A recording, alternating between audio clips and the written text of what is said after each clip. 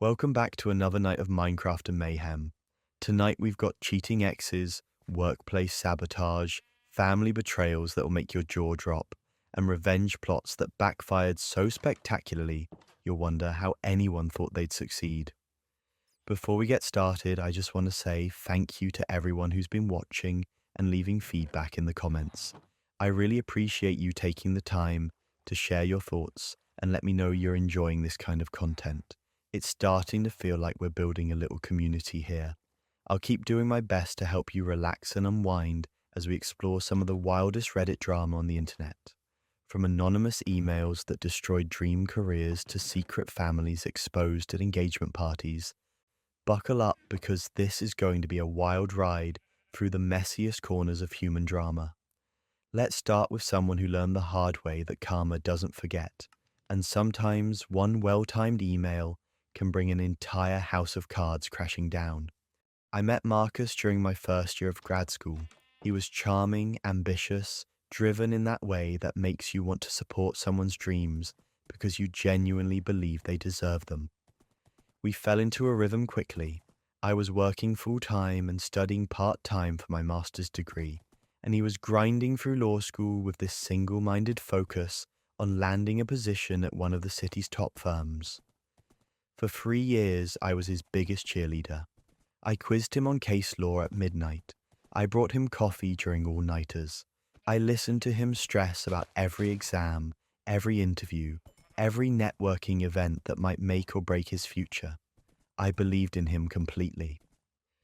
2 weeks before his final interview with the firm he'd been dreaming about since undergrad, I found text messages on his phone. I wasn't snooping. He'd asked me to check a message from his study group while he was in the shower, but the preview that popped up wasn't from his study group. It was from Lauren, his study partner. The message said something about missing him and hoping they could find time alone soon. My stomach dropped. I opened the thread. 8 months. They'd been sleeping together for 8 months, coordinating their schedules around my work shifts, meeting up during study sessions that I'd encouraged him to attend because I thought he needed the academic support. When I confronted him that night, his face went pale. He gasped like I'd punched him in the chest. The shock on his face almost made me laugh, because how did he think this would stay hidden forever? He stumbled through an explanation that wasn't really an explanation at all. It meant nothing. It was just stress relief. He loved me. He was going to end it. Lauren didn't mean anything to him. All the greatest hits of cheater justifications delivered in a panicked rush while I stood there feeling like the floor had disappeared beneath me. He cried. He actually sobbed and begged me not to leave, said he'd do anything to fix this. But I was already done. I packed my things in complete silence while he spiraled, and I left that night. I stayed with a friend and blocked his number after he sent 47 text messages in the span of 2 hours. Here's the thing though, I wasn't just heartbroken. I was angry. The kind of anger that doesn't explode immediately, but settles into your bones and waits. Marcus had used me. He'd used my emotional labor, my support, my belief in him to build his perfect little future, while betraying me with someone who was supposed to be just a colleague. And I realized something as I lay awake that first night on my friend's couch. I knew things about Marcus that could ruin everything he'd worked for, and part of me, the part that was coldly furious beneath the heartbreak, wanted to see him lose it all. But I waited. Patience is underrated when it comes to revenge. 3 weeks later, Marcus got the job, senior associate position at the most prestigious law firm in the city. 6-figure starting salary, corner office track, everything he'd sacrificed our relationship for, handed to him on a silver platter. His Instagram became a highlight reel of celebration. Photos of him in a new suit, champagne toasts with colleagues, a smug selfie in front of the firm's logo with a caption about hard work paying off. Lauren was in some of the photos, smiling beside him like she'd won some prize. Mutual friends congratulated him. His family threw him a party. The universe seemed to be rewarding him for being a cheating liar, and that lit a fire under me. I started going through everything I'd saved from our relationship. Marcus had a habit of bragging to me about things he probably shouldn't have. Late night confessions about cutting corners, jokes about how easy it was to game the system. I found text messages where he'd told me about cheating on the ethics portion of the bar exam. He'd laughed about it, said everyone did it, said the proctoring was a joke. I found emails where he'd sent me drafts of his law review article, and I cross-referenced them with published papers. Whole sections were plagiarized, barely reworded, copied from sources he didn't cite. I pulled up his resume, the one I'd helped him edit, and cross-checked the volunteer hours he'd claimed. Half of them were completely fabricated. He'd inflated his pro bono work to make himself look like some kind of crusading public servant, when in reality, he'd done maybe 10 hours total. I had everything. Screenshots, timestamps, documentation. I spent 2 weeks organizing it into a clear, undeniable narrative. Then I created an anonymous email account, something untraceable, and I drafted a message to the firm's ethics committee. I kept it professional, factual, almost clinical. I attached every piece of evidence. I explained that I was bringing this to their attention because the integrity of their firm and the legal profession demanded it. I didn't mention the cheating, the personal betrayal, anything that would make this seem like a scorned ex lashing out. I framed it as a concerned citizen providing information about someone who'd misrepresented themselves to gain employment. Then I hit send and waited. 3 days later, my phone rang. Blocked number. I almost didn't answer, but curiosity got the better of me. It was Marcus, and he was hysterical, screaming, crying, barely coherent. The firm had received an anonymous email. They'd launched an internal investigation. They'd contacted the Bar Association. His job offer had been revoked pending the outcome of the investigation. He knew it was me. He didn't know how, but he knew. And he was threatening me with lawsuits, with public humiliation, with everything he could think of. His voice cracked as he yelled about how I'd destroyed his life, how I was vindictive and cruel, how he'd done everything for us, and this was how I repaid him. I let him finish. Then I said very calmly, "Actions have consequences, Marcus. You taught me that." And I hung up, blocked the number, blocked him on every platform I could think of. I felt nothing but cold satisfaction. If you've made it this far into the chaos, you're as addicted to Reddit drama as I am. Make sure to subscribe and tell me where you were watching from, because things are about to get even messier. The fallout was spectacular. The Bar Association opened a formal investigation into Marcus's conduct. The plagiarism in his law review article was confirmed. The falsified volunteer hours were verified. The ethics violations during the bar exam were harder to prove definitively, but combined with everything else, they didn't need a smoking gun. His bar admission was delayed and he received a formal reprimand before he'd even started practicing. The firm not only revoked his offer, but made it clear he wouldn't be welcome to reapply. Word spread fast in legal circles. Marcus's reputation was torched before he'd even begun his career. He ended up working at his uncle's personal injury firm in a strip mall on the edge of town, the kind of place with peeling paint on the sign and a receptionist who also handles paralegal work. It wasn't the prestigious career he'd sacrificed everything for. It wasn't even close. Mutual friends, the ones who didn't know the full story, called me vindictive. They said I'd gone too far, that I'd ruined his life over a breakup. But I slept soundly, because here's the truth. I didn't ruin Marcus's life. Marcus ruined Marcus's life. I just made sure the consequences he'd been dodging finally caught up with him. The Bar Association's formal reprimand stayed on his record. Every firm that ran a background check would see it. His ceiling was permanently lowered, not because of me, but because of his own choices. And Lauren, his study partner, the woman he'd cheated with, she got the position he'd wanted. The firm hired her after they dropped Marcus. I don't know if she knew what he'd done to get ahead, but watching her succeed while he floundered felt like the universe had a sense of humor after all.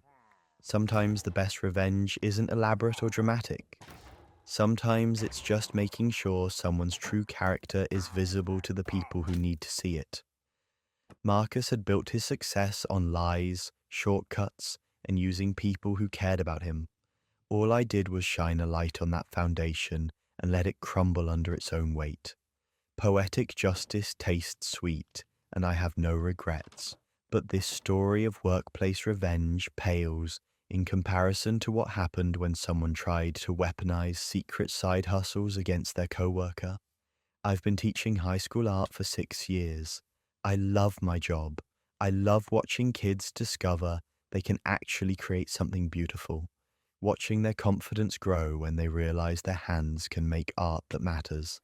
The pay, though? The pay is a joke. I'm drowning in student loans from my MFA. Rent keeps climbing, and teacher salaries haven't kept pace with inflation in decades. So 2 years ago, I started an OnlyFans. Before you jump to conclusions, let me be clear about what kind of content I create. It's boudoir photography, artistic, tasteful, empowering. My face is never visible. I use a pseudonym. There's no explicit content, nothing that would violate any platform guidelines. It's essentially elegant, intimate portraits, the kind you'd see in a high-end photography gallery, and it pays my student loans every month without fail. I was careful. I kept my two lives completely separate. None of my students knew. None of the parents knew. I used different emails, different social media accounts, different everything. I thought I'd covered all my bases, but I didn't account for Diane. Diane is a veteran teacher, been at the school for 23 years, teaches English across the hall from my classroom. She's one of those teachers who peaked 15 years ago and has been coasting on tenure ever since. Her classroom is a beige nightmare of outdated posters and worksheets from 2005. Her teaching style is rigid, uninspired, and kids openly complain about her class being boring. Meanwhile, my classroom is bright, chaotic in the best way, full of student artwork and creative energy. Kids actually want to be there. Parents request me specifically during course selection. The administration loves me because I bring positive attention to the arts program. Diane hated that. I'd noticed her coldness from the beginning, the way she'd go silent when I entered the staff lounge. The passive-aggressive comments about flashy new teachers who don't understand real education. I tried being friendly. I tried including her in department activities. Nothing worked. She just became icier. I eventually gave up and kept my distance, figuring she was just bitter about something I couldn't control. I had no idea she was actively searching for ways to destroy me. But that wasn't even the worst part. One morning in late September, I was called to the principal's office during my planning period. The email was vague, just said my presence was requested for a meeting. I figured it was about budget allocation for art supplies, or maybe a new student concern. I walked in and immediately knew something was wrong. Our principal, Mrs. Chen, sat behind her desk with an unreadable expression. The superintendent was there. 2 school board members I recognized from public meetings, and Diane, sitting in the corner with a manila folder in her lap and a smile that made my skin crawl. Mrs. Chen asked me to sit. Diane stood up, cleared her throat, and began what she clearly thought was her moment of triumph. She announced that she'd conducted an investigation into my extracurricular activities and discovered that I was running an OnlyFans account. She opened the folder and pulled out printed screenshots, my content, my photos, images I'd taken in my own apartment, on my own time, that were behind a paywall on a private platform. She'd printed them in color and arranged them like evidence at a trial. Her voice dripped with self-righteousness as she described her investigation. She'd suspected I was doing something inappropriate, based on, and I quote, the way I dressed and carried myself. She'd searched online, found my account somehow, subscribed using a fake name, and downloaded everything she could. She demanded my immediate termination for moral corruption, for setting a bad example, for being unfit to work with children. She actually used the phrase corrupting influence, like we were living in a 1950s moral panic. My heart stopped. My vision tunneled. I couldn't breathe. This was it. My career was over. Everything I'd worked for, destroyed because I needed to pay my student loans. I looked at Mrs. Chen, waiting for the hammer to fall. But then I noticed something. The superintendent, Dr. Martinez, was pressing his lips together like he was suppressing a smile. Mrs. Chen's expression wasn't angry. It was calculating. The board members looked uncomfortable, but not at me. They were looking at Diane. Dr. Martinez spoke first. He asked Diane to confirm that she'd subscribed to my private account, paid for access, and downloaded content without my permission. Diane nodded proudly, like she'd done something heroic. He asked if she'd shown these images to anyone else. She admitted she'd shared them with several other teachers to gather support for her complaint. He asked if I'd ever mentioned my OnlyFans at school, used school resources for it, or involved students in any way. Diane conceded that no, I hadn't, but that was irrelevant because my conduct was immoral. Then came the breaking point. Dr. Martinez leaned back in his chair and calmly explained that my content violated exactly 0 district policies. I'd engaged in legal, consensual private activity on my own time using my own resources. My account involved no students, no school property, no district branding. It was protected personal expression, no different than if I sold paintings or wrote novels under a pen name. The district had no grounds to discipline me, let alone terminate me. Then he turned to Diane and his tone changed. He pointed out that she had paid to access private, copyrighted content behind a paywall. She had taken screenshots without permission, potentially violating terms of service and copyright law. She had distributed private images of me to multiple district employees without my consent, which constituted harassment and potentially violated revenge porn statutes depending on how the law was interpreted.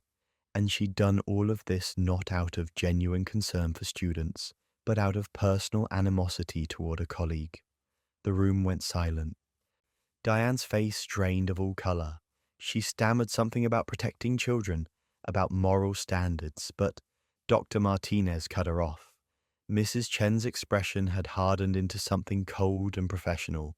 One of the board members actually looked disgusted, not at me, but at Diane. Mrs. Chen told Diane she was suspended immediately pending a full investigation into harassment and cyber exploitation.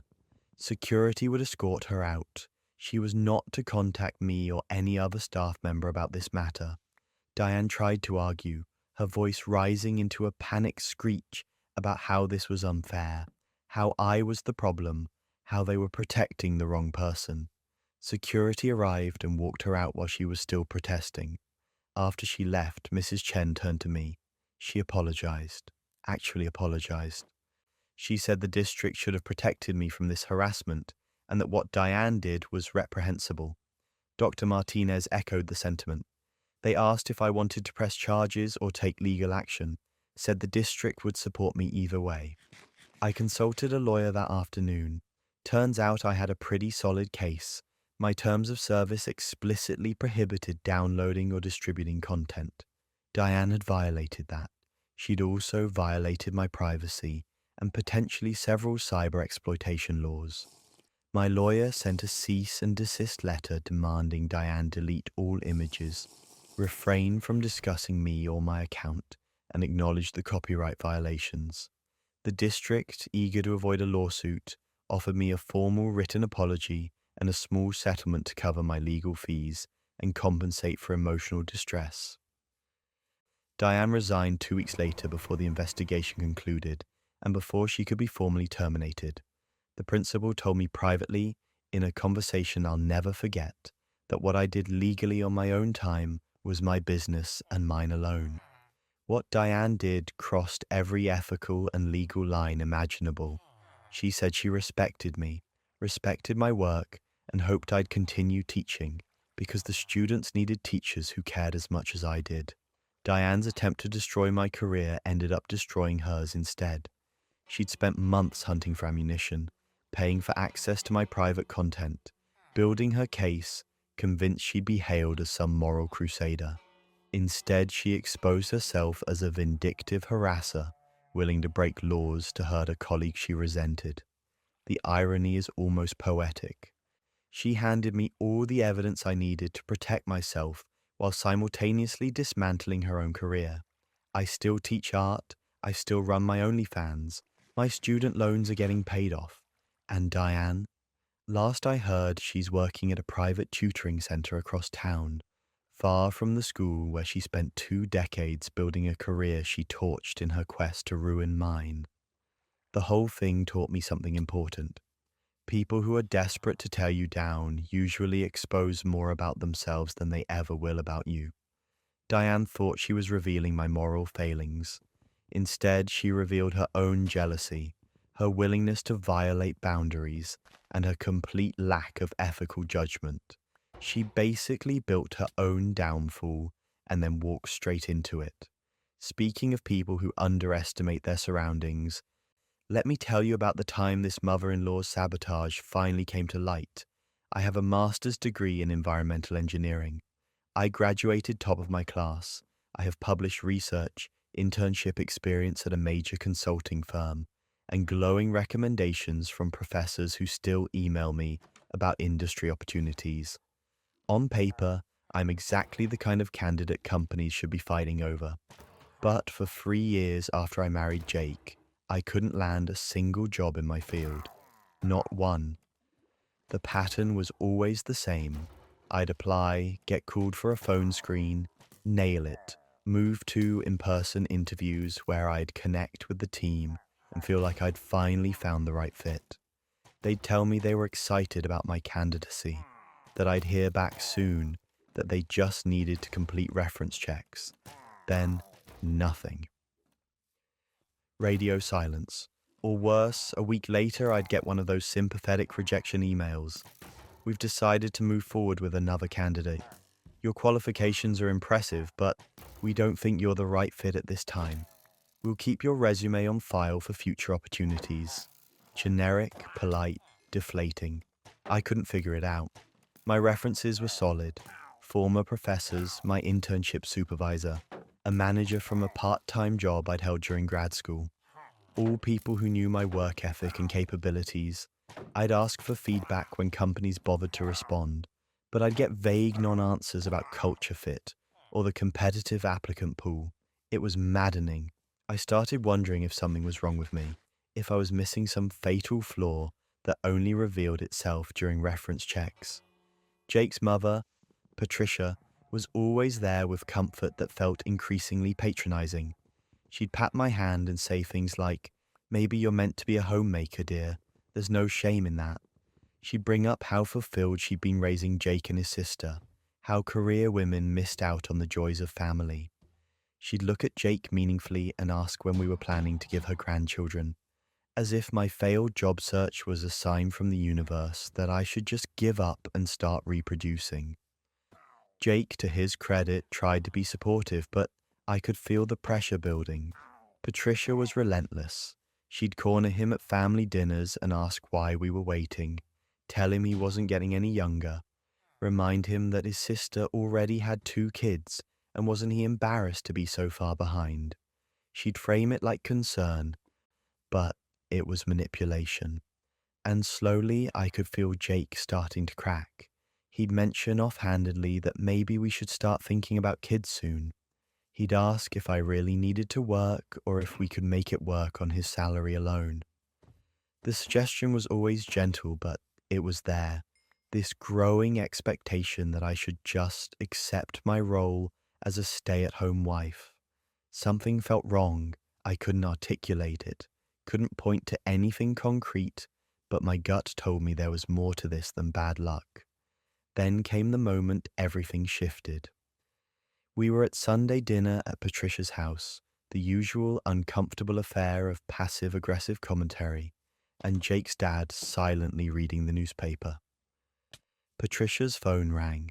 She glanced at the screen and her entire face changed. Just for a second, I saw panic. Pure, unfiltered panic. The caller ID read Henderson and Associates, a marketing firm I'd interviewed with 4 months earlier. One of the positions I'd been most excited about, one where I'd made it to the final round before being rejected. Patricia excused herself quickly, grabbing her phone and rushing to another room. She said something about a charity committee call, but her voice was too high, too rushed. Jake didn't notice. His dad didn't notice. But I noticed, and I couldn't let it go. That night, I told Jake what I'd seen. He thought I was reading too much into it. Said his mum did volunteer work for half a dozen organizations. It was probably nothing. But I pushed. I told him about the pattern, about how every job fell apart at the reference check stage, about how his mother's comfort always felt a little too pointed, a little too much like she was happy I kept failing. He didn't want to believe it. I could see the conflict in his face, the instinct to defend his mother warring with the seed of doubt I'd planted. We hired a private investigator. It felt extreme, paranoid even, but I needed to know. The PI spent 2 weeks digging, making calls, tracking phone records. When he came back with his report, I felt vindicated and horrified in equal measure. Patricia had been calling my references, not all of them, just enough to sabotage me strategically. She'd pose as a concerned former employer or colleague, someone who'd worked with me and felt obligated to share some unfortunate truths. She'd plant seeds of doubt, little comments about my reliability, my emotional stability, my professionalism. Nothing outright slanderous, just enough to make hiring managers hesitate.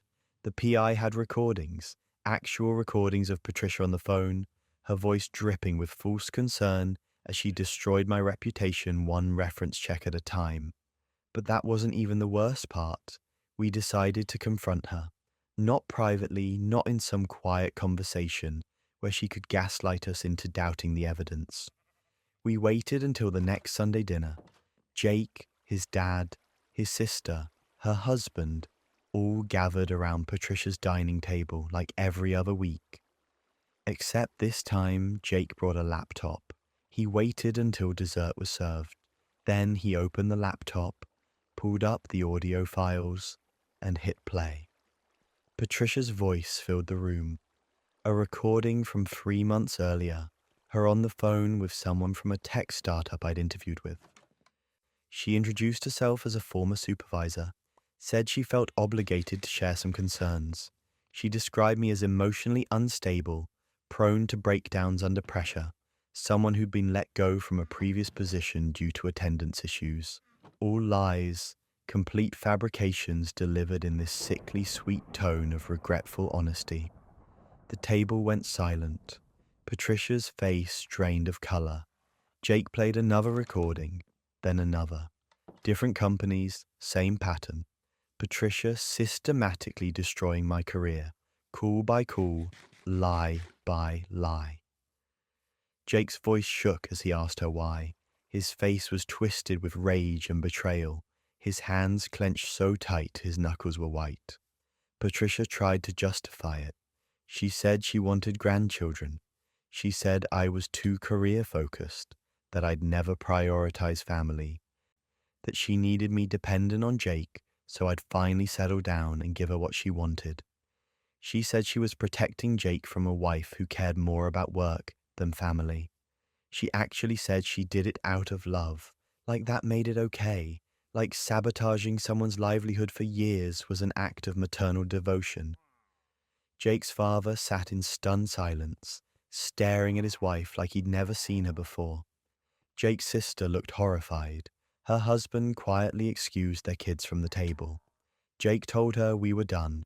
No contact. She was not welcome in our lives, not at our home, not at future family events. He said if she tried to reach out, we'd file a restraining order. Patricia tried to argue, tried to paint herself as the victim, said we were overreacting, but Jake was unmovable. He stood up, took my hand, and we left. His father called the next day. He apologized, said he'd had no idea, that he was horrified, that he didn't know what to say. Over the following weeks, the full picture emerged. Patricia's controlling behavior wasn't new. She'd sabotaged Jake's sister's relationship with her first serious boyfriend. She'd manipulated family finances to keep people dependent on her. She'd orchestrated family drama for years to maintain control. Jake's father filed for divorce 2 months later, citing irreconcilable differences and years of manipulative behavior he could no longer ignore. Meanwhile, I sent the PI's recordings to several companies I'd interviewed with over the past 3 years. I explained what had happened, provided evidence, and asked if they'd be willing to revisit my application. 3 companies responded. One apologized profusely and offered me a position on the spot. Another scheduled a new round of interviews. The third offered to connect me with their sister company that had an opening. I accepted a senior position at my dream company, an environmental consulting firm that worked on renewable energy projects. The pay was excellent. The work was meaningful. My colleagues respected me.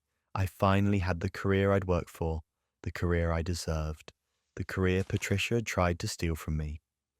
Patricia sent a lawyer's letter threatening to sue us for defamation, claiming we'd damaged her reputation by sharing the recordings. Our lawyer responded with a letter outlining the evidence of her fraud, harassment, and potential tortious interference with economic opportunity. We never heard from her lawyer again. Jake's relationship with his mother is permanently severed. He doesn't regret it. He says he sees her clearly now, sees the manipulation that defined his childhood, and he refuses to let that poison our marriage. His father has rebuilt his life, started dating, seems lighter without Patricia's constant control. As for me, I'm thriving. I'm doing work I love. I'm respected in my field.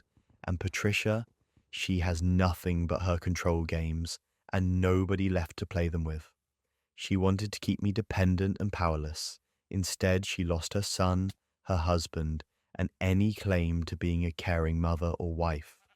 She built her own cage and locked herself inside. But if you think mothers-in-law are bad, wait until you hear what this sister did at the worst possible moment. My brother David has always been charming. The kind of guy who could talk his way out of anything, who made people feel special just by paying attention to them. Growing up, he was the golden child, straight A's without trying, captain of the soccer team, effortlessly popular. I loved him, but I also knew he had this ability to compartmentalize his life in ways that sometimes felt unsettling. He could be one person with one group and someone completely different with another. I never thought that skill would extend to maintaining an entire secret family. David had been dating Melissa for 2 years. She was lovely, kind, genuine, one of those people who lights up when they talk about the things they care about. She worked as a pediatric nurse and volunteered at animal shelters on weekends. She was exactly the kind of person you wanted your sibling to end up with. When David proposed, the whole family was thrilled. Our parents adored her. I'd already started thinking of her as a sister. The engagement party was planned at this upscale Italian restaurant downtown, the kind with white tablecloths and waiters who describe every dish like it's a work of art. Family flew in from across the country. Aunts, uncles, cousins I hadn't seen in years. The restaurant's private dining room was packed with people congratulating David and Melissa, toasting to their future, sharing embarrassing childhood stories. I was genuinely happy for him. Melissa deserved someone who would treat her well, and David seemed ready to settle down, to build something real. Then I saw the woman. She was sitting alone at a corner table in the main dining area, just outside our private room. She wasn't eating. She was just staring through the doorway at David with these desperate, exhausted eyes. She was holding a toddler, a little girl maybe 2 or 3 years old, with curly dark hair and David's exact nose. I noticed her because something about her posture screamed desperation. She looked like someone drowning who just spotted a lifeboat. I excused myself to use the bathroom. As I walked through the main dining area, the woman stood up abruptly, startling the toddler who'd been dozing against her shoulder. She intercepted me near the hallway, her voice low and urgent. "Please," she whispered, "tell him Sophia needs him." I froze. Sophia, the toddler's name. Tell him. My stomach dropped. "I'm sorry, who are you?" I managed to ask, though I already knew. Something about the way she looked at David, the desperation mixed with familiarity, told me everything I needed to know. Her name was Christine, and over the next 5 minutes in the restaurant bathroom, she explained everything while I stood there, feeling the floor tilt beneath me. David had a daughter. Sophia was 3 years old. He'd been with Christine for 5 years, overlapping with Melissa by at least a year, maybe more. He'd been supporting them financially, sending money for rent and childcare, but he told Christine he couldn't marry her because of family complications. He'd promised to be more present, to figure out how to balance everything, but over the past year he'd become increasingly distant. Fewer visits, more excuses. Christine had seen the engagement announcement on social media. She'd driven 4 hours with Sophia to this restaurant because she was broke, exhausted, and desperate. Daycare was expensive, rent was due. Sophia kept asking where Daddy was. Christine had reached her breaking point. I felt like I'd been punched in the chest. My brother, my charming golden child brother, had a whole secret life. He'd been lying to everyone, to Melissa, who trusted him completely, to Christine, who'd been raising his daughter alone, to our parents, who would be devastated, to me. Christine begged me to tell him to come outside, to talk to her, to acknowledge his daughter. She said she didn't want to ruin his engagement party. She just needed him to see Sophia, to remember he was a father.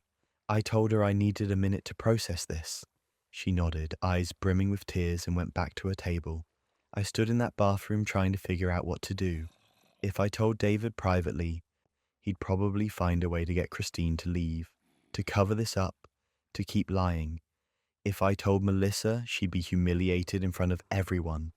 If I did nothing, Melissa would marry a man who'd been maintaining a secret family for years. There was no good option, just varying degrees of terrible. And here's where it gets absurd. I didn't have to decide, because Christine made the decision for me. I walked back into the private dining room just as dessert was being served. David was standing to give a toast, champagne glass raised, Melissa beside him glowing with happiness. Our dad was filming on his phone. Everyone was smiling. Then Christine walked in holding Sophia. The room went silent, not gradually, but all at once, like someone had hit a mute button. Christine stopped a few feet from David's table. Sophia was awake now, staring at David with wide eyes, and Christine's voice broke as she spoke. "David," she said, "your daughter needs her father." David's face went completely white. The champagne glass in his hand trembled. Melissa looked between Christine and David, confusion morphing into something else, something dawning and horrible. Christine pulled out her phone. She showed photos. David at Sophia's first birthday party, wearing a ridiculous party hat. David holding infant Sophia in a hospital room. Screenshots of text messages where he called Christine my love, where he promised to visit soon, where he sent money and apologies in equal measure. Years of evidence, a whole life documented in her phone. Melissa's hand flew to her mouth. Her engagement ring caught the light, this beautiful emerald-cut diamond that David had spent months picking out. She looked at David, waiting for him to explain, to deny it, to make it make sense. David tried. He stammered something about Christine being crazy, about this being a misunderstanding, about how he'd helped out a friend and she'd gotten obsessed. But his voice was wrong, too high, too desperate. And Christine just kept showing photos, kept pulling up messages, kept existing as undeniable proof that David had been living a double life. Sophia started crying. The sound cut through everything, this confused toddler wail that made several people in the room flinch. Christine tried to comfort her. bouncing her gently while still holding her phone out like a weapon. Melissa stood up. She took off her ring, set it on the table with this quiet, precise movement, and walked out. Just left. Didn't yell, didn't cry in front of everyone. Just removed herself from the situation with as much dignity as she could gather. The room erupted. Our mother started crying. Our father demanded to know what was going on. David's friends were whispering, phones already out, probably texting the group chat. I stood frozen, watching my brother's life implode in real time. Then came the breaking point. David turned on me. He asked if I'd known, if I'd brought Christine here, if I'd orchestrated this humiliation. His voice was rising, frantic, looking for someone to blame. I told him the truth. I'd met Christine 20 minutes ago. She came here herself because she was desperate, and he'd abandoned his daughter. He tried to argue, but our dad cut him off. Dad's face was this mix of rage and disappointment I'd never seen before. He asked David if it was true, if he had a daughter, if he'd been lying to everyone for years. David broke. He admitted it, admitted to Sophia, to Christine, to the double life. He tried to justify it, said it was complicated, said he'd been trying to figure out how to tell everyone. But there's no way to justify that kind of deception. No explanation that makes it okay. Our parents were disgusted, not just disappointed, but genuinely disgusted by what he'd done. Our mother went outside to check on Melissa. Our father told David they needed to talk, his voice cold in a way I'd never heard before. The engagement party dissolved into chaos. Guests left quickly, awkwardly, taking their half-eaten tiramisu and their scandalized gossip with them. Christine left too, after getting our father's phone number so they could arrange proper support for Sophia. She looked relieved and heartbroken in equal measure. She'd blown up David's life, but she hadn't gotten what she really wanted, which was for David to step up and be a father without being forced. Melissa never came back that night. She texted me later, thanked me for not trying to cover for David, said she was heartbroken but grateful she found out before marrying him. She returned the ring through our mother and blocked David on everything. Last I heard, she moved to a different city, started fresh somewhere David couldn't accidentally run into her. David tried to blame me for not warning him Christine was there, like I'd had some obligation to help him maintain his lies. Our parents shut that down immediately. They made it clear that David was responsible for his own choices, and those choices had consequences. He's paying proper child support now, court ordered. He has scheduled custody with Sophia every other weekend. Christine's working full-time and going back to school. She deserves better than what David gave her, but at least now she's not raising Sophia alone without acknowledgement or support. Family gatherings are awkward now. David shows up sometimes, usually alone. Nobody mentions Melissa. Nobody asks about his dating life. There's this permanent tension, this knowledge that he's capable of that level of deception. But Sophia's part of the family now. Our parents see her regularly, dote on her the way grandparents should. She's innocent in all this. The truth needed to surface, no matter how ugly. Melissa didn't deserve to marry someone living a double life. Christine didn't deserve to raise David's daughter in secret. Sophia didn't deserve a father who pretended she didn't exist half the time. The engagement party explosion was brutal, but it was necessary. Some lies are too big to keep buried. Secrets within families can be devastating, but when a workplace secret becomes ammunition, the stakes get even higher. I've been in marketing for 7 years. I'm good at what I do. I understand consumer psychology. I know how to craft campaigns that resonate. And I've got a track record of campaigns that have genuinely moved the needle for the companies I've worked for. So, when I joined this mid-sized tech firm 18 months ago, I was excited. The company was growing fast, the products were solid, and my boss Greg seemed like someone I could learn from. He had 15 years of experience, a corner office, and a reputation for being a marketing genius. Except Greg wasn't a genius. He was a thief. It started small.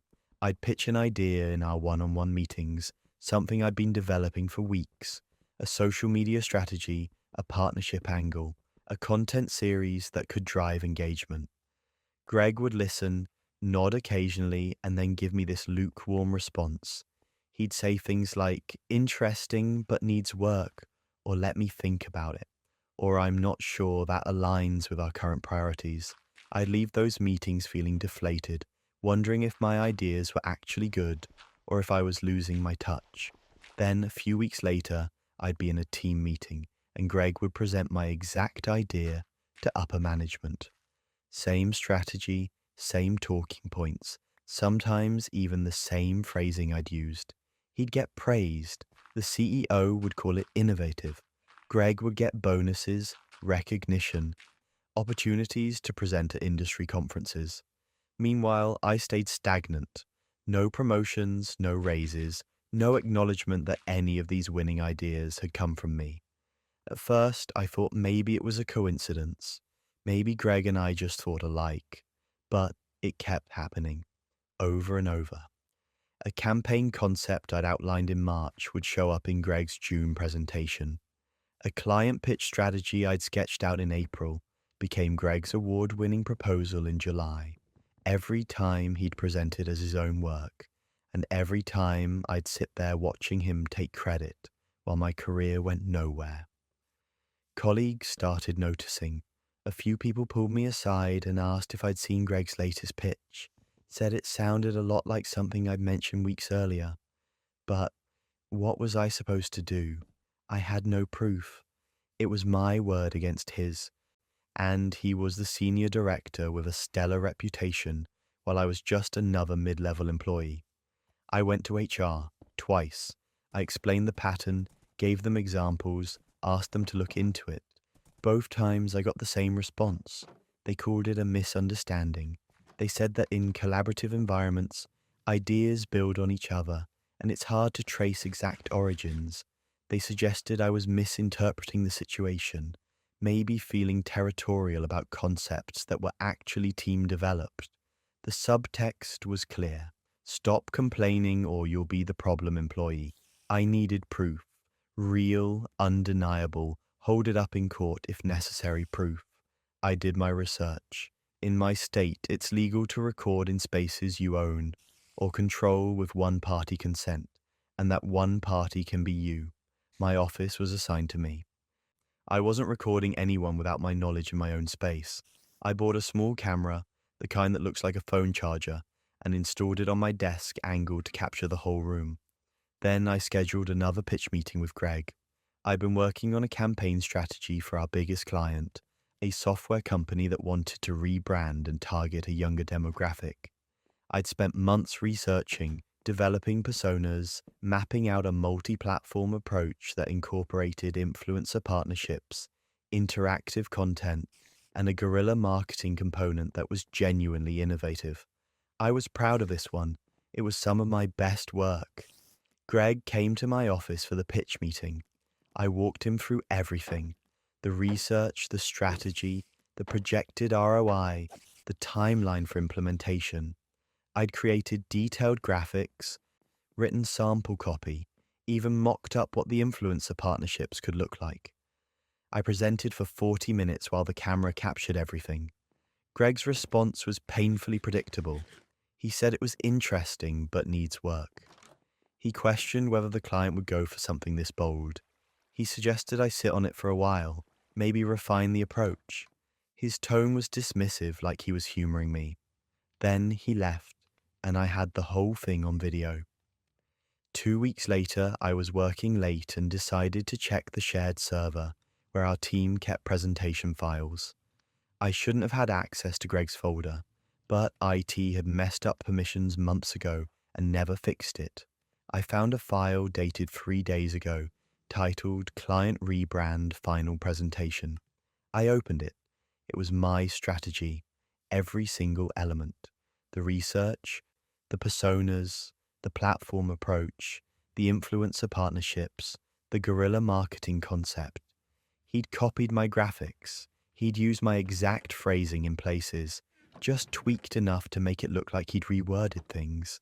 Even the sample copy I'd written was there, presented as his own creative work.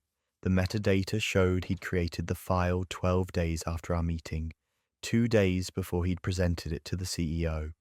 I sat there staring at my screen, feeling this cold rage settle into my chest. He'd done it again, but this time I had him. That's when everything unraveled. I spent the next 3 days compiling everything. I pulled the video of our meeting. I gathered time-stamped files of my original work, including drafts with metadata, showing I'd been developing this for months. I downloaded Greg's presentation with all its metadata intact.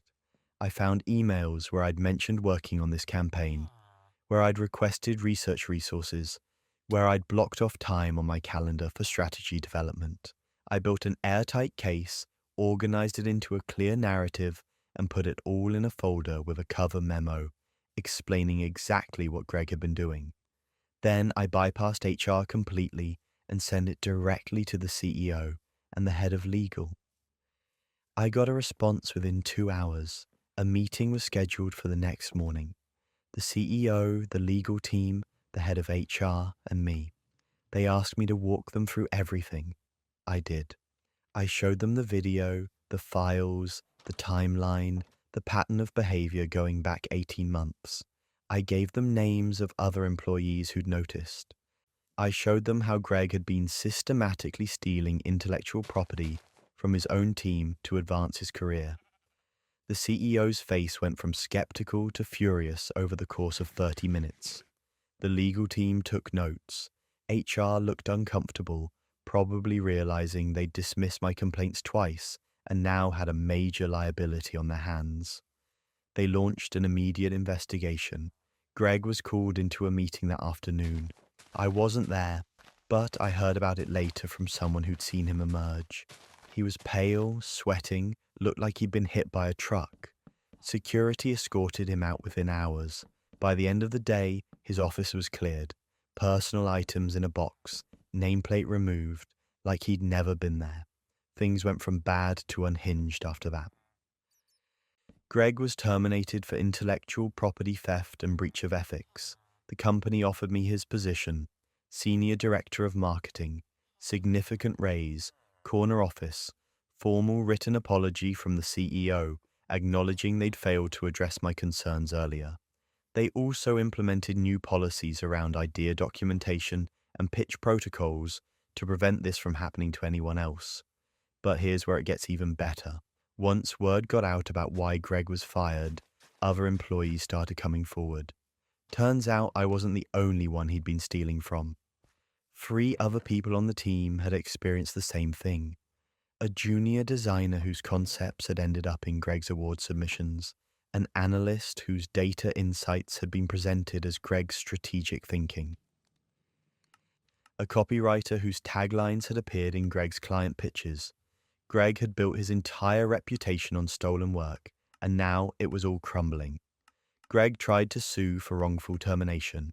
His lawyer sent a threatening letter claiming defamation and lack of due process. Our legal team responded with a letter outlining all the evidence against him and threatening a countersuit for fraud and intellectual property theft. Greg dropped his case within a week. I've been in Greg's old position for 6 months now. I rebuilt the team culture. I implemented transparent idea-sharing protocols where everyone gets credit for their contributions. I mentor junior employees instead of exploiting them. And I make sure everyone knows that in my department, your work is your work, and anyone who tries to steal credit will be gone faster than they can update their LinkedIn. The whole experience taught me something important. Documentation and strategic thinking can beat corrupt power structures, but you have to be willing to fight for yourself because nobody else will. HR isn't there to protect you, they're there to protect the company. If you have proof, go over their heads. If someone's stealing from you, gather evidence and make it impossible to ignore. Sometimes you have to fight dirty to expose dirty tactics, and there's no shame in that. Greg's working at a much smaller company now, according to LinkedIn. No corner office, no industry conference invitations, just a regular marketing manager job at a place that probably doesn't know his history. His reputation in our industry is ruined. People talk. Word spreads, and now when his name comes up, it's followed by, oh yeah, the guy who got fired for stealing his team's work. Meanwhile, I'm doing the best work of my career, using my own ideas, getting credit I actually earned, and sleeping soundly knowing I didn't let someone steal my future. But stolen ideas are nothing compared to stolen identities. Wait until you hear how someone weaponized trauma for internet fame. 2 years ago, I lost my daughter Emma to leukemia. She was 7 years old, 7 years of birthday parties and scraped knees and bedtime stories, and her laugh that sounded like wind chimes. Then 18 months of hospitals and chemo, and watching her tiny body fight a battle she was always going to lose. When she died, something in me died too. The kind of grief that doesn't just hurt, it hollows you out, leaves you wondering how you're supposed to keep breathing when the best part of your life is gone. My best friend Rachel was there through all of it. We'd been friends since college, one of those friendships where you don't even remember how it started. It just always was. She visited Emma in the hospital, brought coloring books and stuffed animals, sat with me during the long nights when we didn't know if Emma would make it to morning. After Emma died, Rachel held me while I sobbed. She listened when I needed to talk about the unbearable details.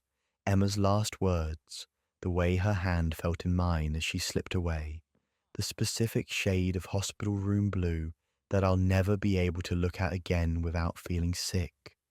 I told Rachel things I couldn't tell anyone else, my darkest moments, the intrusive thoughts about joining Emma, the guilt over every decision I'd made during her treatment, the way I'd broken down in the hospital room and begged her to keep fighting even though I knew she was tired. Rachel listened to all of it. She never judged. She never pulled away. I trusted her completely with the most vulnerable, shattered version of myself. That trust was currency she'd been spending online, and I had no idea. About 6 months ago, a mutual friend from college sent me a text, just a link and the words, "You need to see this." I almost didn't click it. I was in one of those phases of grief where I could barely function, where checking my phone felt like lifting a boulder. But something about the urgency in her message made me open it. It was a TikTok account, Rachel's TikTok account. I didn't even know she was on TikTok. The account had over 500,000 followers. Her bio said grief counselor and trauma specialist. The pinned video had millions of views. I clicked on it. Rachel was sitting in her living room, soft lighting, calm expression, talking about a client whose daughter had died of leukemia. She described the mother's grief in vivid detail, the hospital room moments, the way the mother had broken down, begging her child to keep fighting, the guilt the mother felt over treatment decisions, the daughter's last words, my daughter's last words, my hospital room breakdown, my guilt, my trauma. I scrolled through her account in growing horror, video after video. Rachel positioning herself as this empathetic grief counselor, sharing anonymized client stories to help other grieving parents. Except these weren't client stories. They were my stories, details I'd shared with her in confidence, repackaged as her professional experiences. Comments flooded in praising her empathy, her insight, her ability to articulate the grief experience. Sponsors had paid her. Therapy apps, grief journals, online counseling services. She had partnership deals. She was making money off my dead child. One video had over 3 million views. In it, she described Emma's final day in detail. The way she'd asked for her favorite stuffed rabbit. The way she'd told me she was tired and wanted to sleep. The way I'd sung her favorite lullaby as she died. Rachel described it like she'd been there, like she'd witnessed it, like it was her story to tell. The comments were full of people crying, thanking Rachel for sharing, saying her content had helped them through their own grief. I felt like I was drowning, like someone had reached into my chest and ripped out what was left of my heart. But that wasn't even the worst part. I kept scrolling, found videos from a year ago when Emma had just died. Rachel had been posting about my grief in real time. While I was sobbing in her living room, she was taking mental notes for content. While I was trusting her with my most vulnerable moments, she was cataloging them for views. She'd built an entire platform, an entire brand on my tragedy, and she'd done it without ever asking my permission, without ever telling me she was sharing these stories, without ever considering that maybe, just maybe, my daughter's death wasn't content to be monetized. I confronted her via text because I couldn't trust myself to speak to her without completely losing it. My hands were shaking so hard I could barely type. I sent her a link to her TikTok and wrote, "What the fuck is this?" She called immediately. I almost didn't answer, but I wanted to hear what possible explanation she could have.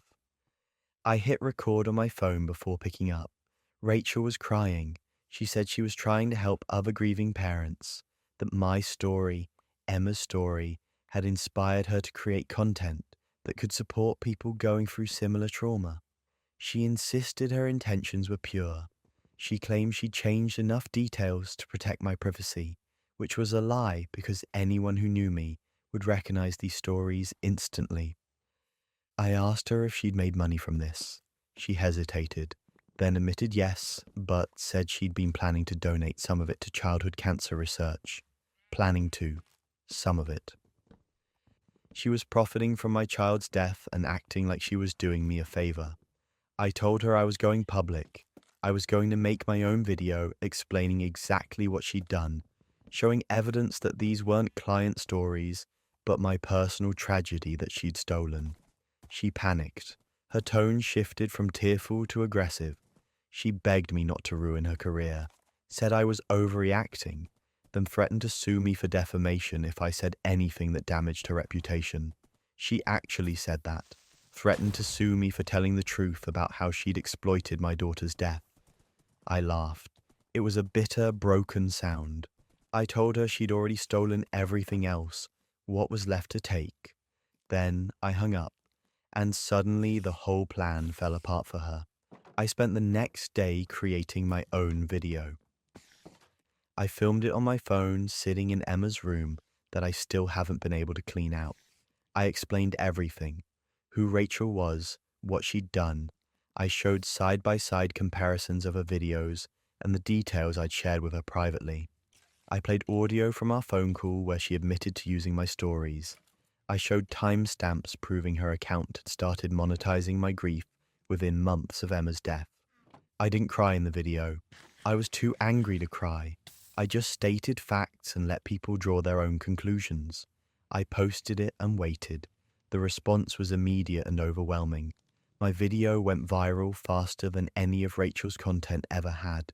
People were horrified. They flooded Rachel's account with comments calling her out. Her followers started dropping. The grief counseling community, actual licensed therapists, released statements condemning her for misrepresenting herself and exploiting someone's trauma. Sponsors pulled their partnerships. Therapy apps and grief journal companies released statements distancing themselves from her. Rachel's account was reported so many times that TikTok investigated and found she'd violated privacy policies and misrepresented her credentials. She wasn't a licensed grief counselor. She had a bachelor's degree in communications and no professional training. Her account was permanently banned. She sent me one final text. "I hope you're happy now." I wasn't happy. Happy wasn't a word that existed in my vocabulary anymore. I was empty, exhausted, still grieving my daughter, and now grieving the friendship I'd thought was real. But Emma's memory belonged to me. Her story, her final moments. The intimate details of our goodbye, those were mine. Not content for someone's personal brand. Not a stepping stone for someone's influencer career. Rachel destroyed our friendship for views and sponsorship deals. She took the worst thing that ever happened to me and turned it into entertainment. She listened to me sob about my dead child and thought, this would make great content. Some betrayals can never be forgiven. This is one of them. I don't know what Rachel's doing now.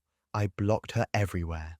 Mutual friends say she's tried to rebuild on other platforms, but her reputation is destroyed. People know what she did. The internet doesn't forget. I'm still grieving Emma. I always will be. But at least now her memory is protected. At least now no one's profiting from her death. At least now Rachel can't use my pain to build her brand. The audacity of thinking you can monetize someone else's dead child and call it helping people, that's a special kind of cruel. And watching her lose everything she built on that exploitation, that felt like the only justice Emma was ever going to get. And speaking of unforgivable betrayals involving family secrets, what happened in this next story still makes my blood run cold. I'd suspected my husband Tom was having an affair for about 6 months before I finally did something about it. It started with little things, secretive phone calls where he'd step out of the room and lower his voice, unexplained absences where he'd say he was working late, but come home smelling like perfume that wasn't mine, emotional distance that felt like a wall growing between us, brick by brick. We'd been married for 8 years, we'd built a life together, and I was watching it crumble while he lied to my face. I tried talking to him, asked if everything was okay, if something was bothering him, if we needed to work on our relationship. He brushed me off with the same tired excuses. Work stress. He was tired. I was overthinking things. But I knew. You know when you know.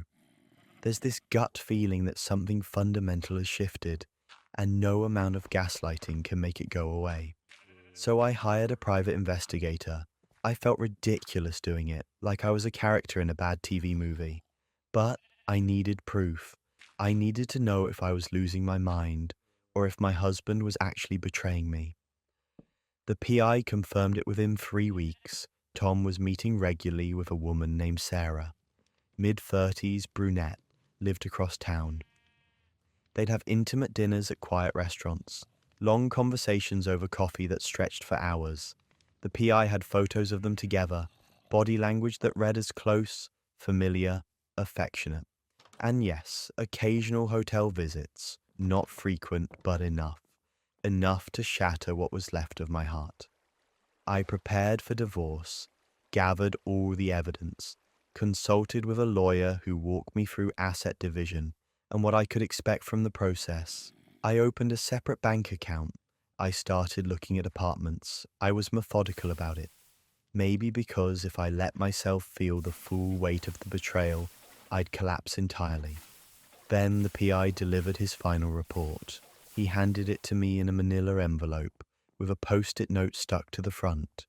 Handwritten in blue ink, it said, "You need to see this before proceeding." That's when everything unraveled.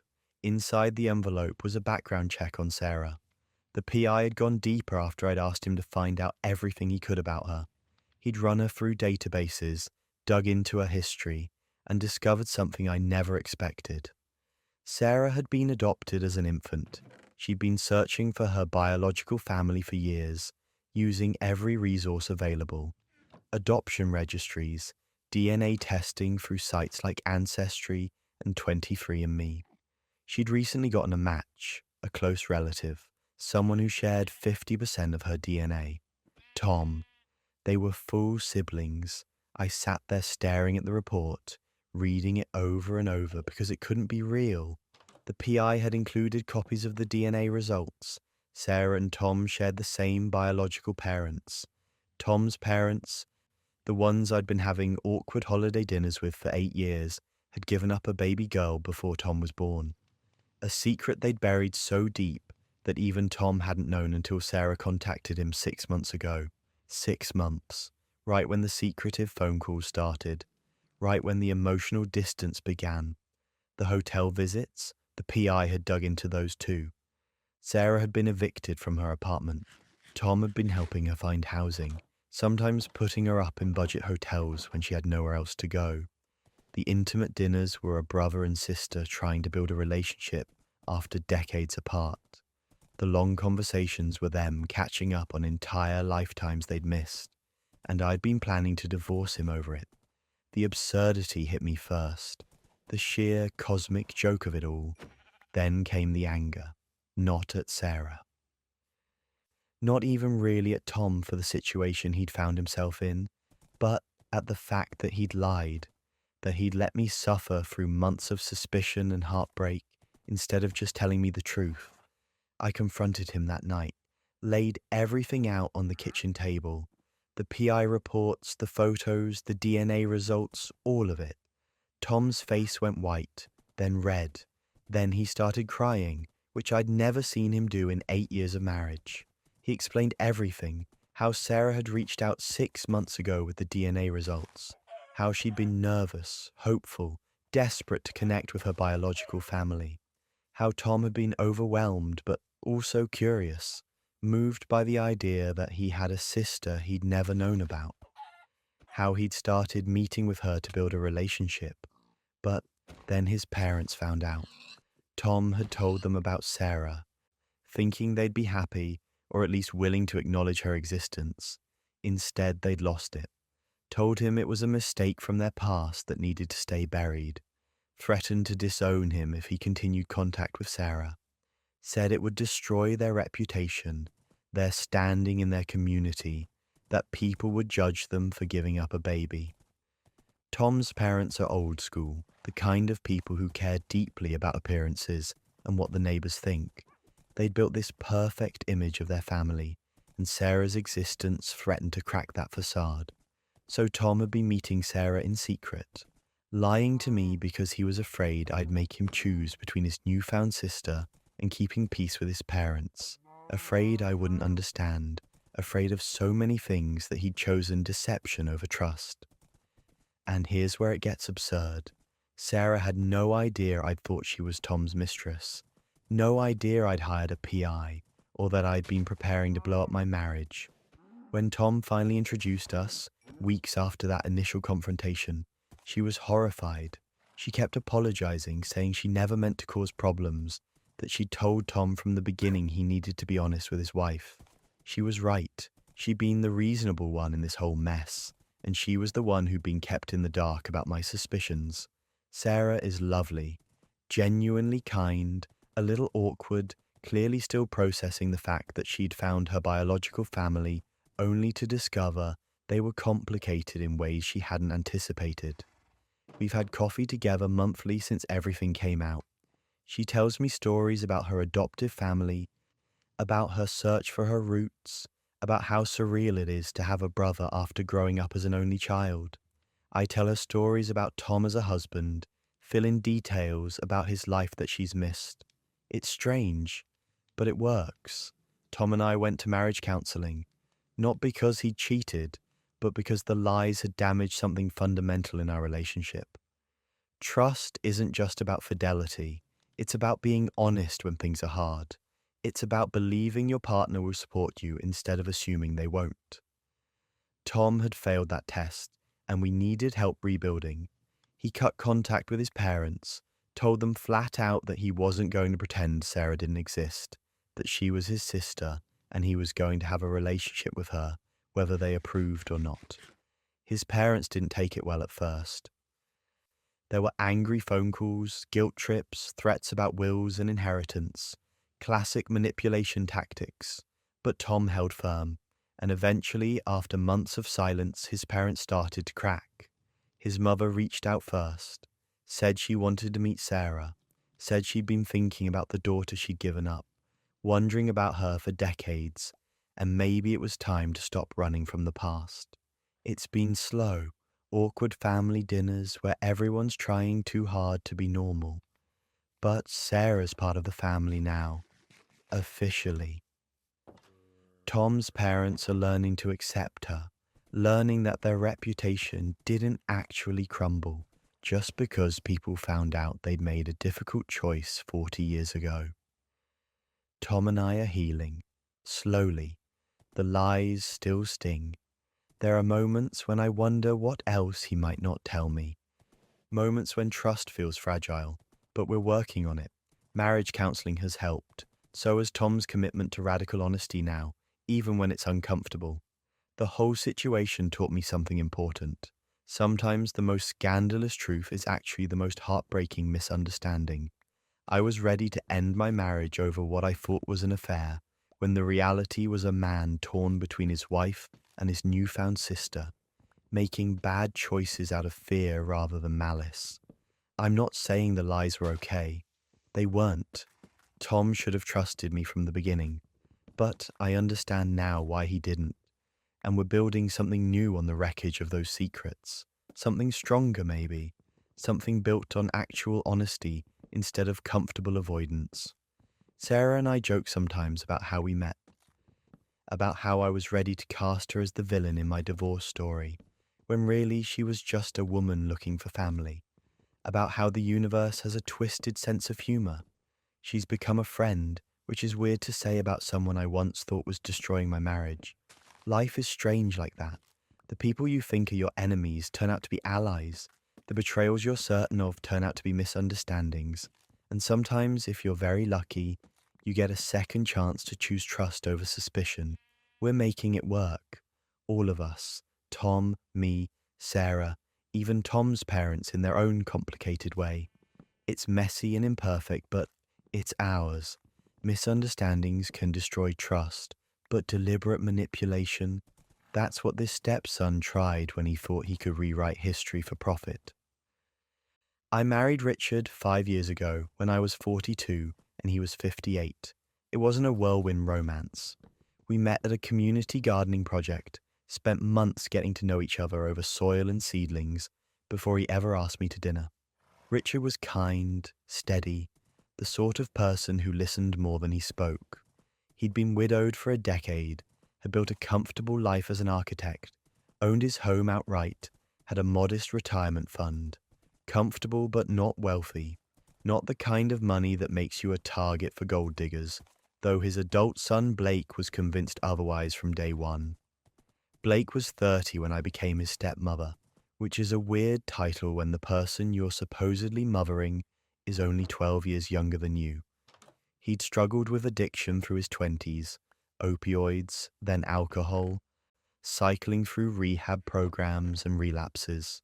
Richard had spent years trying to help him, paying for treatment, offering support, setting boundaries when Blake burned through chances. By the time I entered the picture, Blake was in his longest period of sobriety, about 8 months, but the resentment he carried was palpable.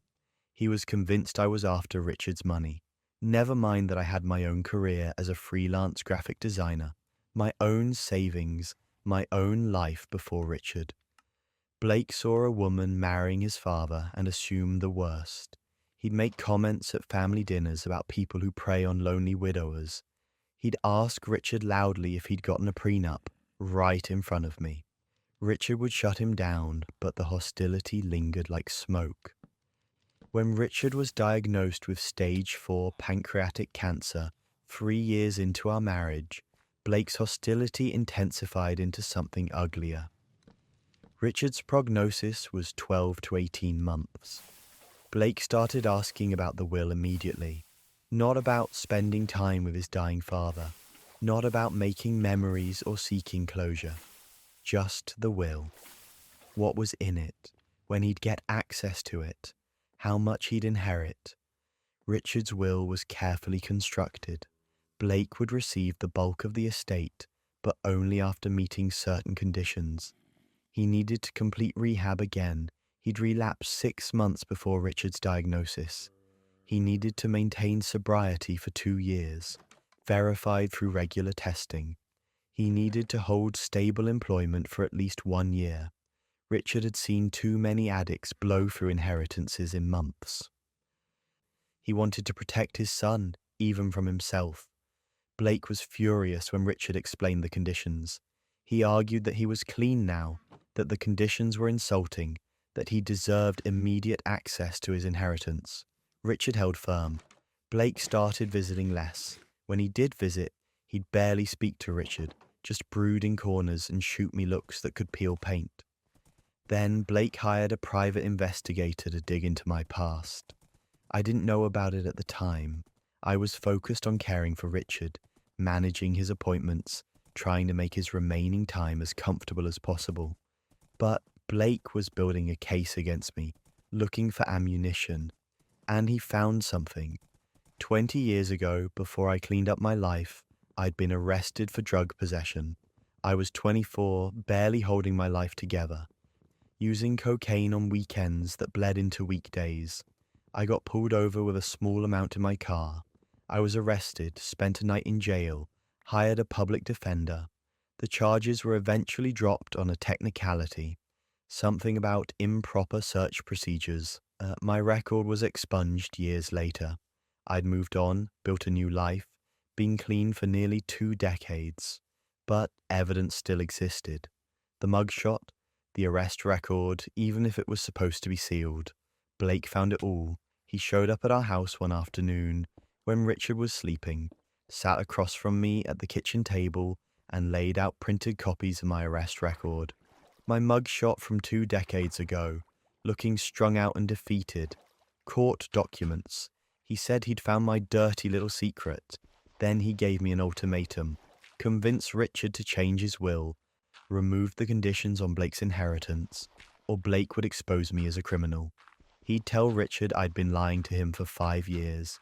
He'd post everything on social media, tag all of Richard's friends and business associates, ruin my reputation, and humiliate Richard in the process. I told him no, told him my past was my business, that I'd been clean for 20 years, that Richard deserved to make his own decisions about his will without manipulation. Blake's face went cold. He said I'd regret it. And here's where it gets absurd.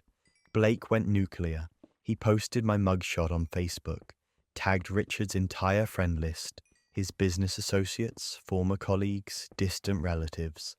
Wrote a long post about how I was a criminal who'd manipulated his dying father, how I'd hidden my past to trap Richard, how I was stealing Blake's inheritance.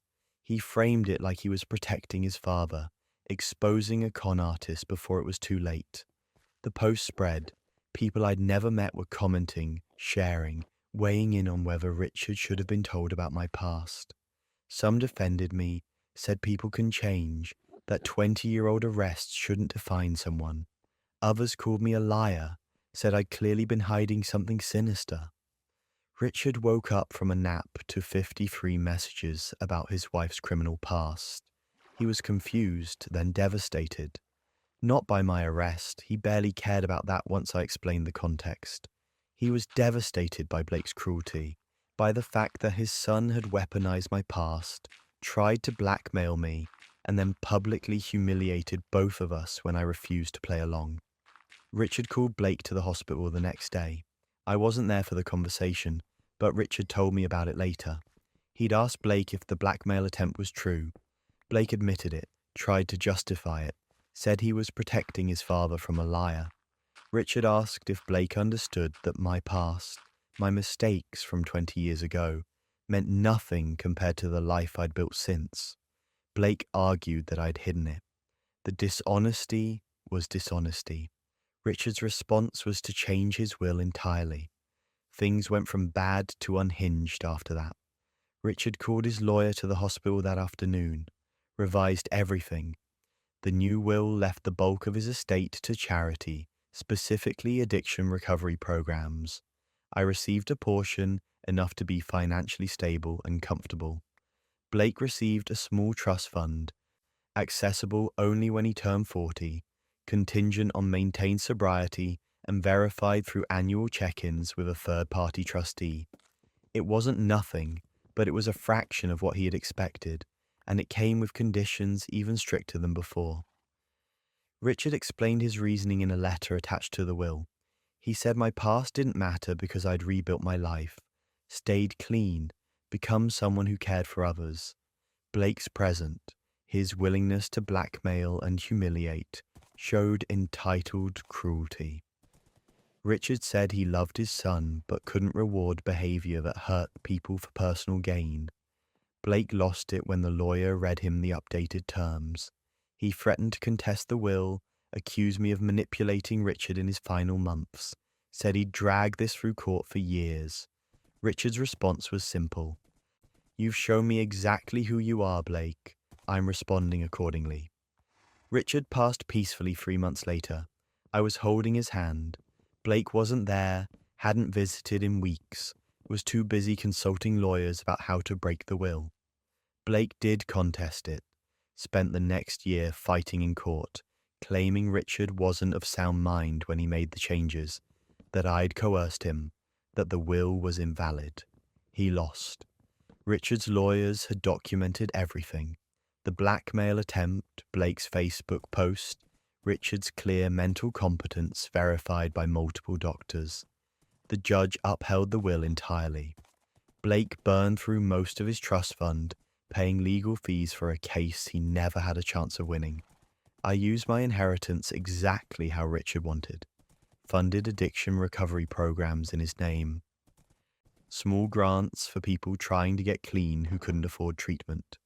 Scholarships for people rebuilding their lives after addiction. The kind of thing Richard would have loved. The kind of thing that might have helped Blake if he'd ever been willing to accept help without conditions. Blake and I will never reconcile. He blames me for everything, convinced I manipulated his father against him.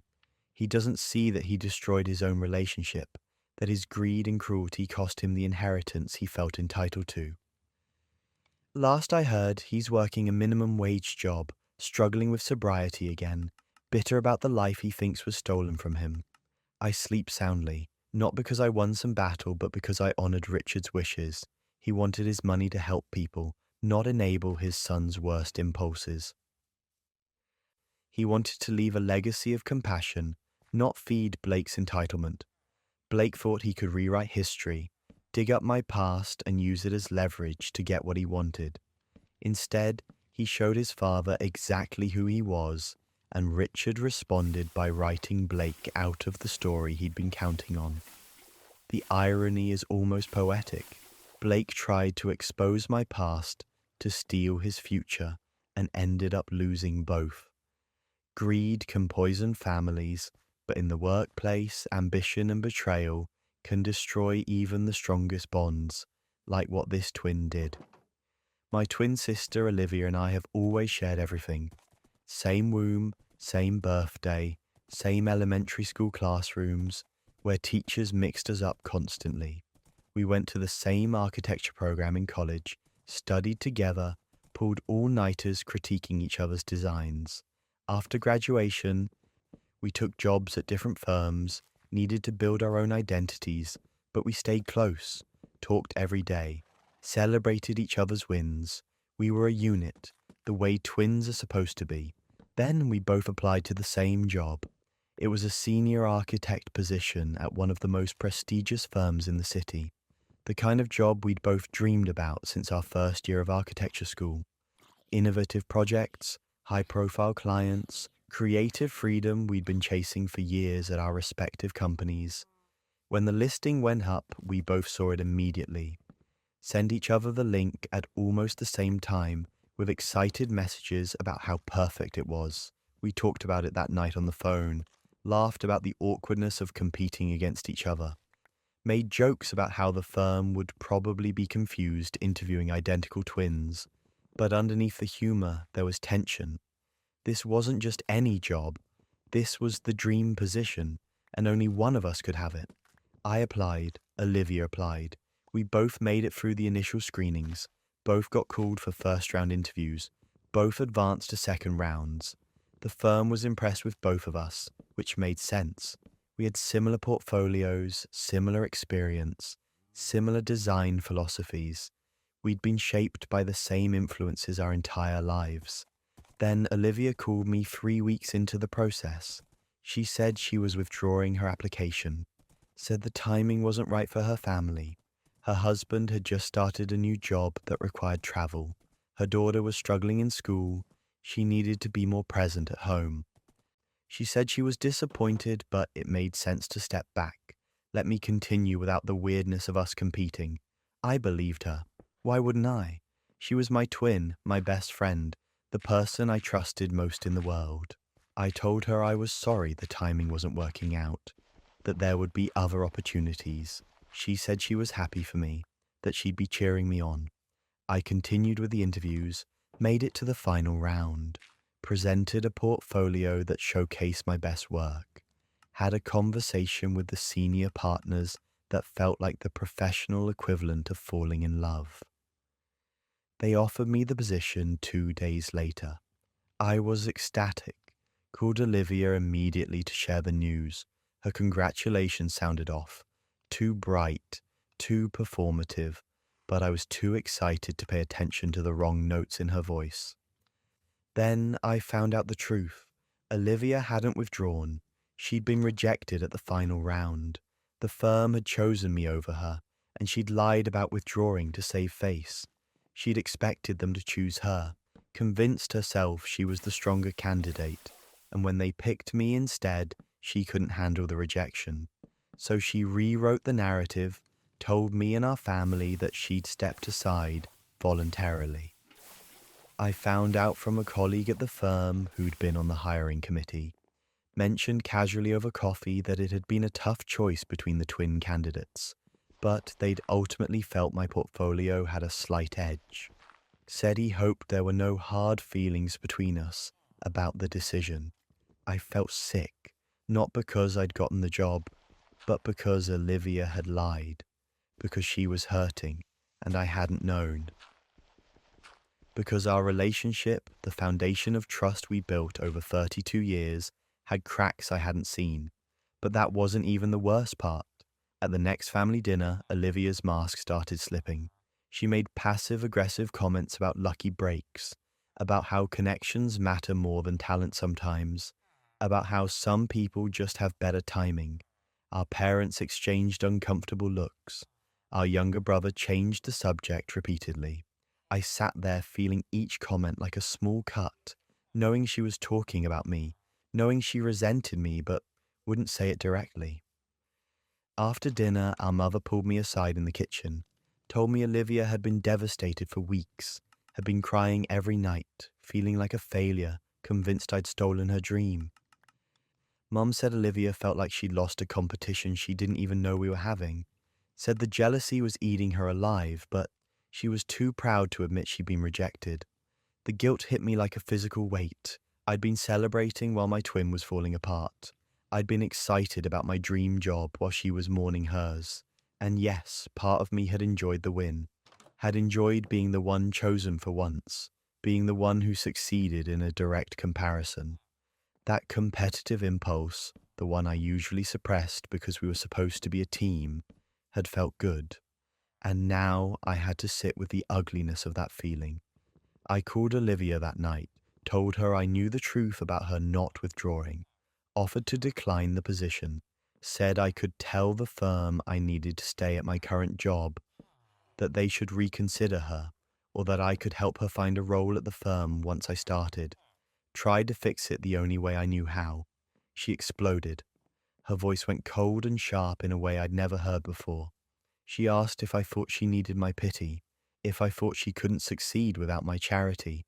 She accused me of always needing to be better, always needing to win, always needing to be the twin who came out on top. Called me a narcissist who'd sabotaged her by being just good enough to edge her out. Said I'd probably enjoyed beating her, probably felt superior knowing the firm chose me. The words cut deep because part of what she said was true. I had enjoyed winning this competition. I had let ambition override sisterhood. I'd been so focused on landing my dream job that I hadn't stopped to consider what it would mean if we were both finalists and only one of us succeeded. I'd compartmentalized our relationship and my career, treated them as separate things when they never could be. Olivia said she didn't want my help, didn't want my apology, didn't want anything from me except distance. Then she hung up. Our relationship shattered over a job that suddenly felt hollow. I'd won the position but lost my twin in the process. The victory tasted like ash, and suddenly the whole plan fell apart. I took the job. What else was I supposed to do? Declining it wouldn't bring Olivia back, wouldn't undo the hurt, wouldn't fix the fact that I'd been chosen and she hadn't. But it never felt entirely right. Every project I worked on had this shadow over it. Every success felt complicated by the knowledge that Olivia should have been celebrating with me, and instead we weren't speaking. We barely talked for 2 years. Obligatory texts on birthdays, strained conversations at family holidays where we were polite but distant. Our parents tried to mediate, but you can't force twins to reconcile. The bond we'd had, the unspoken understanding that had defined our entire lives, was gone. We were just two people who happened to share DNA and a complicated history. Then Olivia landed a position at a competing firm, senior architect role, maybe even more prestigious than mine, better salary, more creative control.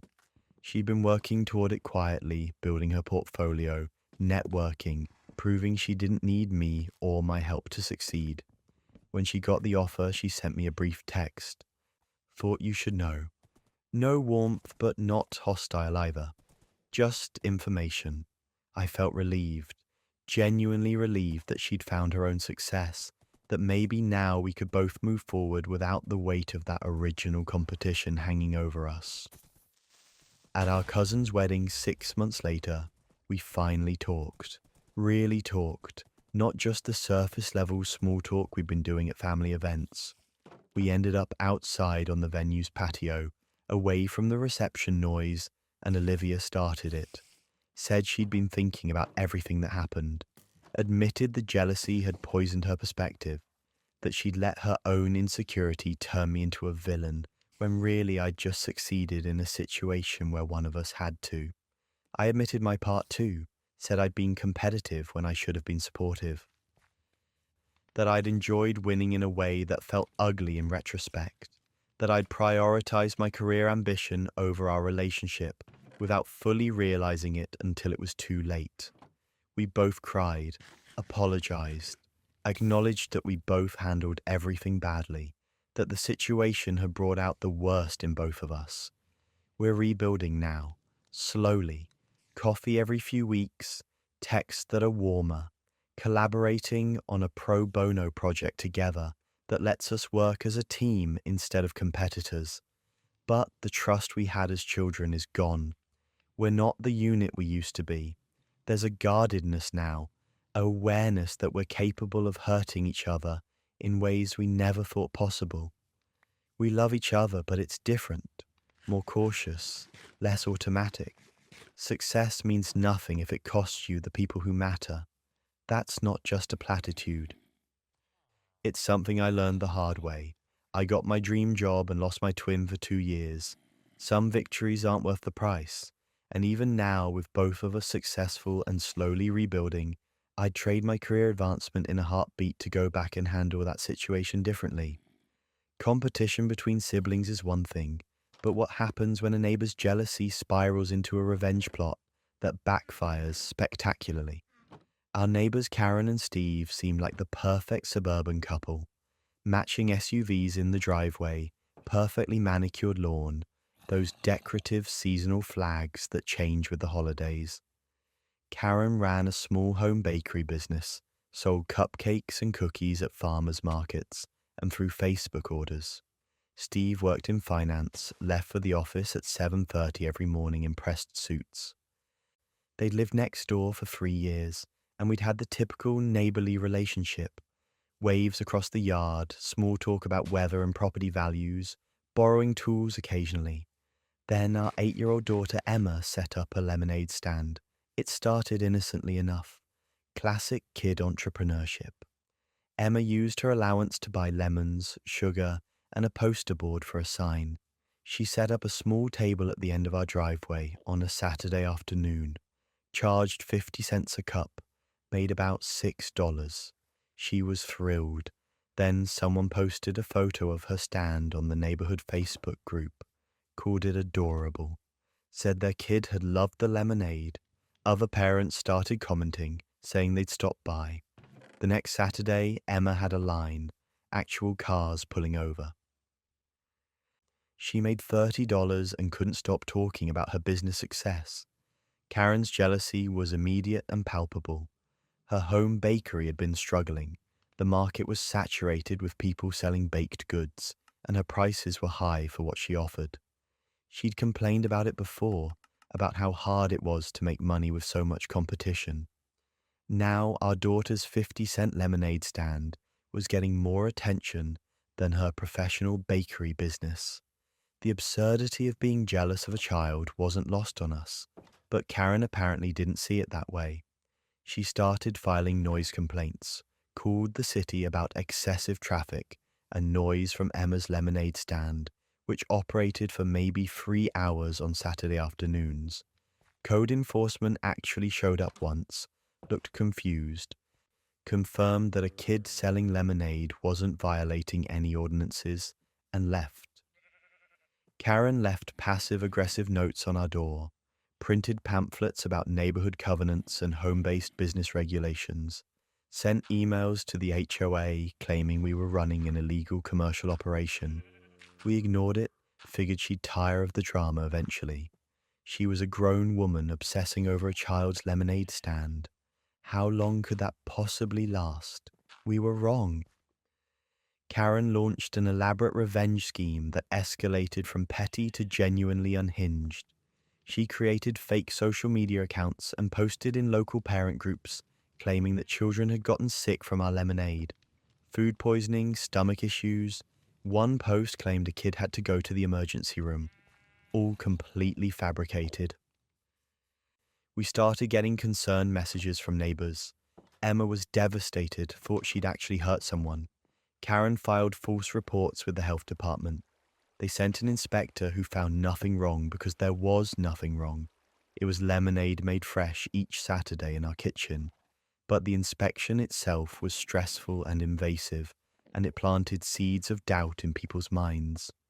Then she tried to get our homeowners' insurance cancelled, sent them letters claiming we were running a commercial operation out of our home, exposing them to liability. Our insurance company called us confused. We had to explain that no, we were not running a business. Our 8-year-old sold lemonade on Saturdays as a kid activity. The harassment got to a point where we installed security cameras. Front door, driveway, side of the house.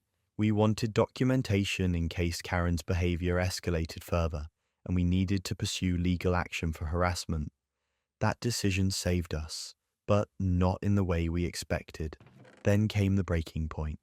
About 2 weeks after installing the cameras, I was reviewing footage from the previous night because we'd heard some noise around 11 p.m. Thought maybe it was raccoons getting into our trash again. Instead, I found something that had nothing to do with us and everything to do with Karen's marriage. Steve was on our camera, meeting a woman at our side gate around 11:15 at night. They weren't on our property, just using the shadows near our fence line as a discreet meeting spot. The footage was clear enough to identify Steve and the woman, who I didn't recognize. They talked for a few minutes, then kissed, then walked off camera together toward the street, where presumably one of them had parked. I went back through a week of footage. It had happened 4 times, always late at night, always the same woman, always the same routine. Steve was having an affair and he'd been using our property line as his secret meeting spot because he thought we wouldn't notice. The irony was almost funny. Karen was so obsessed with destroying us over a lemonade stand that she hadn't noticed her own marriage was falling apart, right under her nose. I sat on the information for a day, trying to decide what to do. Then Karen filed another false complaint, this time claiming Emma was selling lemonade without a permit and should be fined. That pushed me over the edge. I caught Steve leaving for work the next morning. Walked over and asked if we could talk privately. Showed him a still frame from the camera footage on my phone. His face went white. I told him the deal was simple. Call off Karen's harassment campaign against our family, or I'd show his wife everything. Every timestamp, every meeting, every kiss caught on camera. Steve panicked, started making excuses, begging, promising he'd end the affair, swearing he'd make Karen stop. I didn't care about his excuses. I just wanted Karen to leave us alone so Emma could sell lemonade without being harassed by a jealous neighbor. Steve promised, said he'd handle it, said Karen would back off immediately, but he didn't stop her.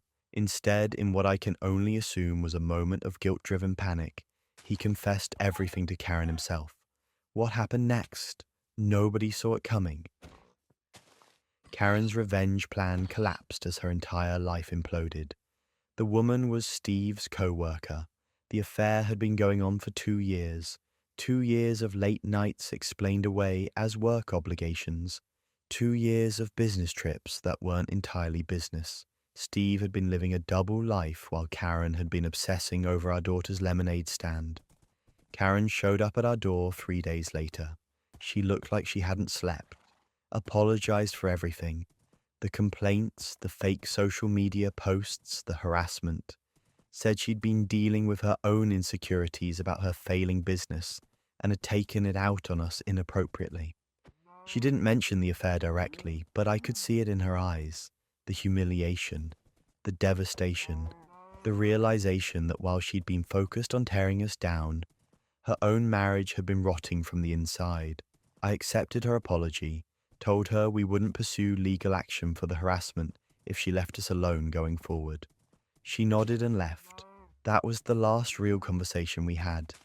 Karen and Steve's marriage exploded in spectacular fashion after that. Their fights were loud enough to hear through the walls. Karen would scream at Steve in their driveway. Steve would leave, sometimes for days. Neighbors whispered. The perfect suburban couple facade shattered completely. The divorce was messy and public. Details came out during proceedings that got shared around the neighborhood. Steve's affair had involved company funds being used for hotel rooms. The co-worker was married too, and her husband filed for divorce simultaneously. It became this tangled mess of betrayal that made our lemonade stand drama look microscopic in comparison. Karen moved out within 4 months. The house went up for sale immediately, sold within 3 weeks to a young family with 2 kids. The new neighbors are lovely. They actually stop by Emma's lemonade stand regularly. Their kids help sometimes, and Emma's teaching them about entrepreneurship and profit margins.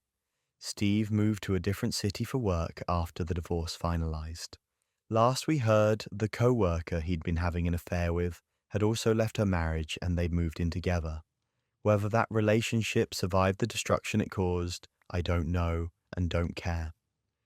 Karen's obsessive need to tear us down, her jealousy over a child's small success, ended up revealing the massive problems in her own life. She was so focused on destroying our happiness that she didn't notice her husband destroying their marriage. The revenge she'd plotted against us ended up destroying her instead. She'd weaponized petty jealousy and lost everything in the process. The whole situation taught me something about how people operate when they're miserable. Karen wasn't really angry about the lemonade stand. She was angry about her failing business, her unhappy marriage, her life not turning out the way she'd planned. We were just a convenient target. Our daughter's success, as small and innocent as it was, represented everything Karen felt she was failing at. So she tried to tear it down. But you can't fix your own life by destroying someone else's. And when you're so focused on revenge, on tearing others down, you stop paying attention to what's actually falling apart around you. Karen plotted elaborate schemes to ruin us while her husband was literally meeting his mistress in our yard. The karma isn't just poetic, it's almost cosmic in its precision. Emma still runs her lemonade stand on Saturdays when the weather's nice. She's saving for a bike. The neighbors are supportive. Nobody files fake complaints or creates conspiracy theories about food poisoning. It's just a kid selling lemonade, the way it should have been from the beginning. And there you have it, 11 stories of betrayal, revenge, and the messy truth that sometimes life's most dramatic moments come from the people closest to us. If you've made it this far into the chaos, you're clearly here for the drama. So make sure you're subscribed because there are always more stories to uncover. Sweet dreams, everyone, and remember, the best revenge is living well, but sometimes justice requires a little strategic planning. Stay safe out there and maybe double check who you trust with your secrets.